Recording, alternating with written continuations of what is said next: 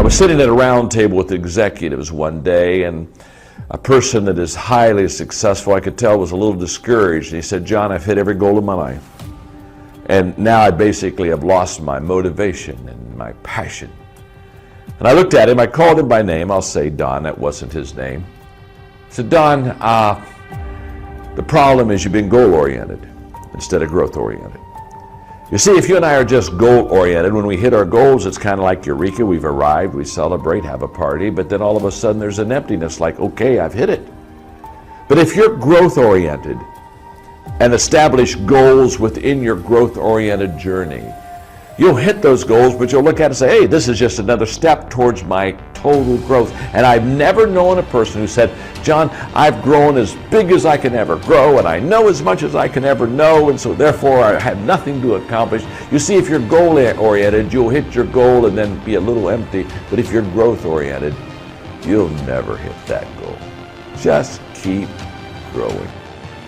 I can remember as a parent, as my children got to a certain age, and where they looked to me for influence, I can remember very well when I saw them beginning to go to their friends.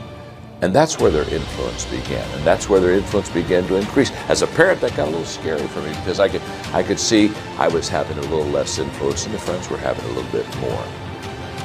Well, my parents were very wise. My parents understood that who my friends were would determine who I was going to become. Birds of a feather flock together. And in their wisdom, they decided that they wanted to know my friends and they wanted to see my friends. And so therefore, they provided a lot of wonderful things in our home so we would have our friends at our house so that my parents could observe and watch the kind of kids I ran around with. And what I learned as a kid growing up is very simple. There are some friends that were positive for me and there were some friends that were negative for me. And my determination of which friends I was going to let influence me basically determined whether I was going to have a positive or a negative life. Fortunately, because of good parental advice and guidance, I chose good friends, which really did make a difference. Because you see, friends are wonderful. They give us support, they give us strength. They're either, though, a real asset or a real liability. So I would just want to encourage you, choose your friends wisely. You don't need a lot, but you need some good ones. Every leader I have ever known had a dream, had a vision. In fact, I would say to you, if you're not seeing what could be and what you would like to have, I would say you probably are not a leader. But what I've discovered about dreams is this: dreams are free, but the journey isn't. And so leaders go beyond just having a dream. They go beyond having a wish list, sitting around a table and kind of hoping something might come to pass.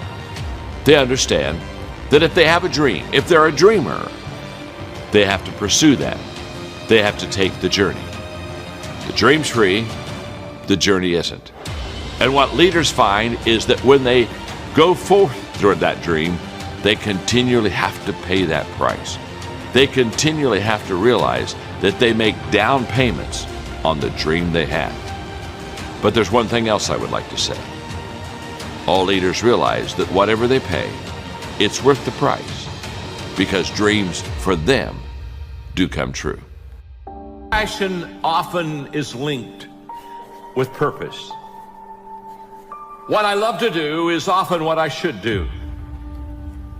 We have been created within us the capacity to have things that we enjoy greatly, and a lot of times there is a definite relationship between what I am in love with and what I should be doing. We are created and wired in such a way that passion and purpose many times comes together, and passion is the great energizer. Once you have passion, you have energy. Once you find your passion, you find your purpose, there is something energetic about it. You have never known a person who was passionate that lacked energy. We talk about high energy people, we talk about low energy people. There's no such thing as like low energy people or high energy people. If you have high energy, you have passion. If you have low energy, you don't have any passion. You know, some people, they're already dead. They haven't made it official yet. You just look at them. I just want to walk around and do the committal, let them watch and observe the whole process. But passion gives us a great amount of energy. And when we have that passion, there's something about how we love what we're doing and we enjoy what we're doing. And passion energizes us. Now, when I say passion and purpose are linked, that is usually the case. It is not always the case. It is possible to be passionate about something that you're not good at. It's possible to be passionate about something that you're not gifted in. Hello? Let me explain. Have you ever watched the tryouts at an American Idol? They grab that mic. Man, aren't they passionate? I mean, they are belting out badness.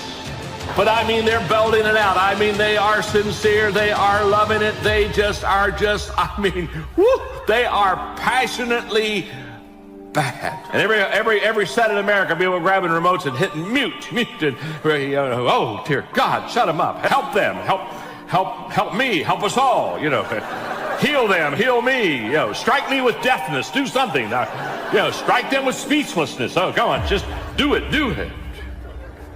Now, maybe this doesn't, have you ever thought about this? Every time I see something like this, I always have a question. Every time whenever I see somebody that's just really passionate about something that they're not good at, I just always ask myself, where are their friends? Come on, talk to me a moment, huh? Where are their friends? I mean, don't you think you should just sit down at the table and get a bottle of water and say, my name is John, and I'm your friend.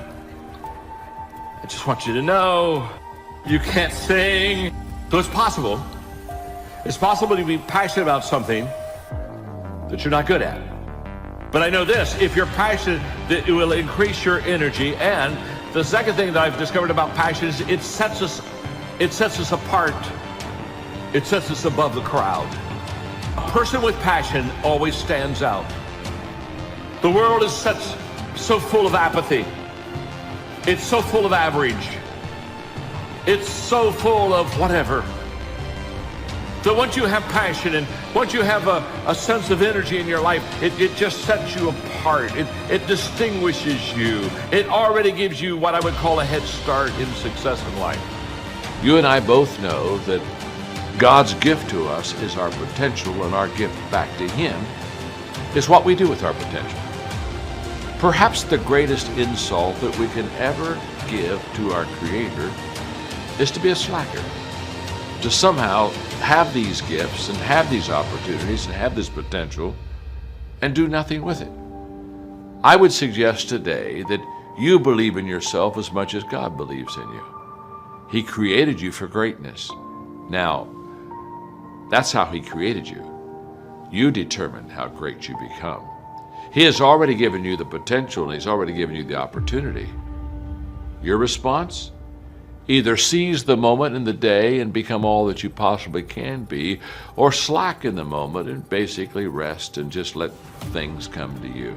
I encourage you on Minute with Maxwell. Take the potential that you have been given as a gift. And the way to say thanks to that gift is by giving your life your very best.